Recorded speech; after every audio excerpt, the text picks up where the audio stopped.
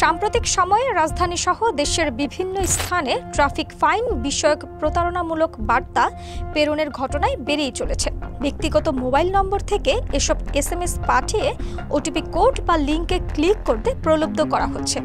উদ্দেশ্য একটাই, সাধারণ মানুষের ব্যক্তিগত তথ্য, ব্যাংক বা বিকাশ অ্যাকাউন্টের তথ্য চুরি করা। পুলিশের ট্রাফিক বিভাগ জানিয়েছে, ট্রাফিক অফিস কখনোই ব্যক্তিগত নম্বর থেকে কোনো বার্তা পাঠায় না। যদি কারো বিরুদ্ধে ট্রাফিক সংক্রান্ত মামলা বা জরিমানা থাকে, তা কেবলমাত্র লিখিত চিঠির মাধ্যমে বা প্রয়োজন হলে সরাসরি ফোন কলের মাধ্যমে জানানো হয়।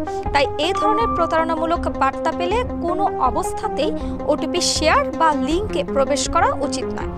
এই বিষয়ে ট্রাফিক পুলিশের একজন কর্মকর্তা বলেছেন, অনেকে ট্রাফিক ফাইন ক্লিয়ার করতে এখানে ক্লিক করুন বা ওটিপি দিন এমন মেসেজ পাচ্ছেন। এগুলো সম্পূর্ণই ভুয়া। কেউ প্রতারণার ফাঁদে পড়লে তার আর্থিক ক্ষতি হতে পারে।